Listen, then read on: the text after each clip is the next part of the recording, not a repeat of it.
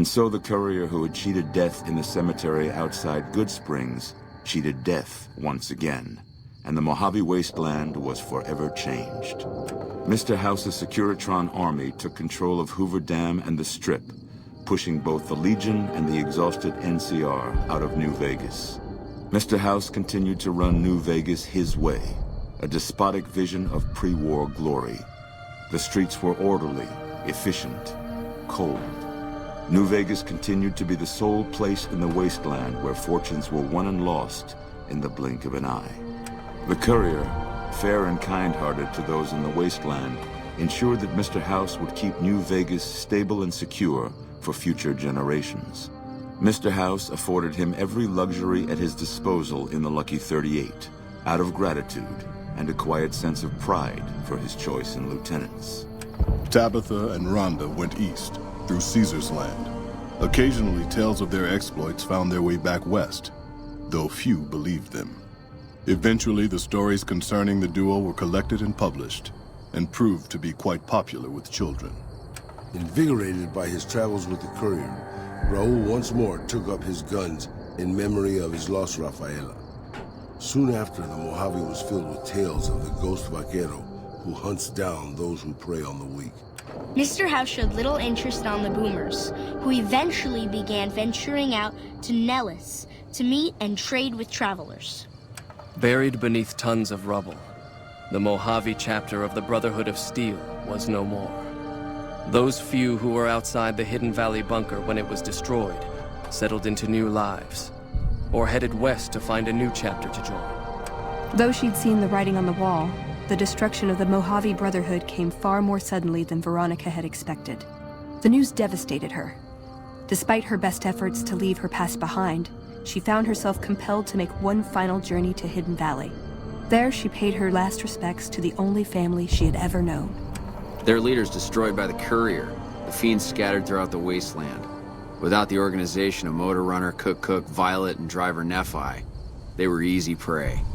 Arcade was outraged by Mr. House's power play following the defeat of Caesar's Legion at Hoover Dam. Though he remained in Freeside for a short time after the Securitrons established widespread control, he eventually traveled back into NCR territory. Disillusioned with the followers of the apocalypse, he settled down in the outskirts of the Boneyard, where he worked happily as a family doctor. After Mr. House gained control of New Vegas, he sent a Securitron to Goodsprings as a token of appreciation for helping the courier. Victor was a mixed blessing, however, as he continually monitored the town for Mr. House. The slaughter of the Van Graffs and the Crimson Caravan caused no end of trouble for NCR back west. Already struggling, NCR's supply line suffered further as the two caravans withdrew support, until the massacre in the east was resolved. Cass lived to see Hoover Dam in its old world glory, humming with power the likes of which the Mojave had never seen. Vegas burned brighter than ever. Securitrons filled the streets, and Cass's heart skipped, just a little. Her last words were to the dam, and to herself. We were going full speed ahead, but facing backwards the whole time. During the Battle of Hoover Dam, the Great Khans quickly evacuated Red Rock Canyon and headed north and east into the plains of Wyoming. There, they reconnected with the followers of the apocalypse and rebuilt their strength.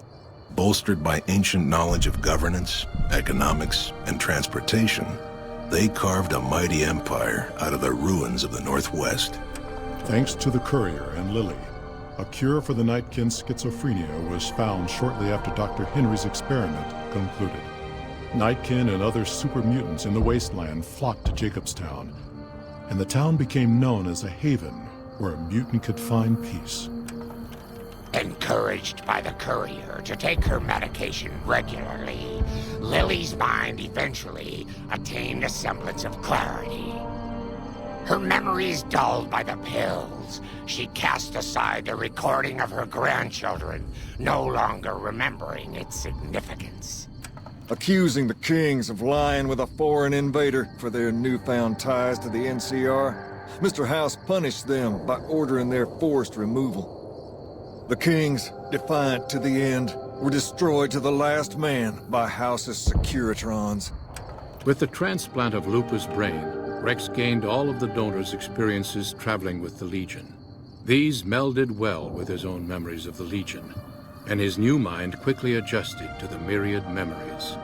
Shaped up by the courier's advice, the Misfits distinguished themselves during the Legion's attack on Camp Golf.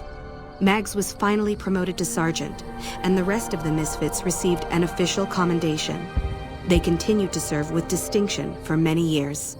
Though Novak was a low-priority target for the Legion, many of Novak's citizens died in its defense. In the weeks that followed, several bright followers returned to Novak to help restore its defenses, allowing it to remain independent of NCR. After Hoover Dam, the leaderless powder gangers at the correctional facility vanished into the wastes, leaving the prison empty. The correctional facility became another abandoned ruin in the wasteland, its carcass occasionally picked over by enterprising prospectors. With Cook dead, the powder gangers at Vault 19 fell apart. Those who weren't destroyed by the courier fled into the hills or attempted to work their way back through the Mojave wasteland. Few survived. After Hoover Dam, Sheriff Myers runs Prim with his own style of frontier justice. He deals with most folks fairly, but now and then someone winds up dead with little to no evidence against them.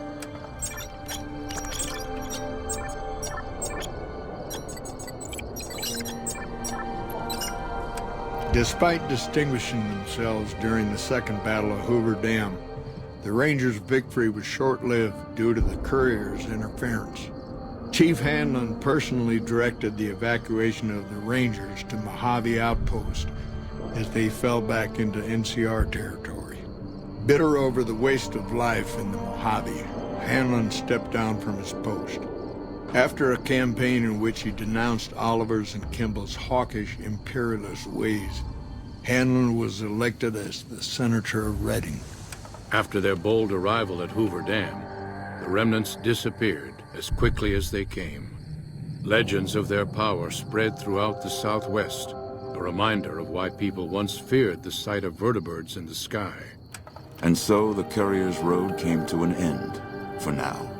In the new world of the Mojave Wasteland, fighting continued, blood was spilled, and many lived and died just as they had in the old world. Because war never changes.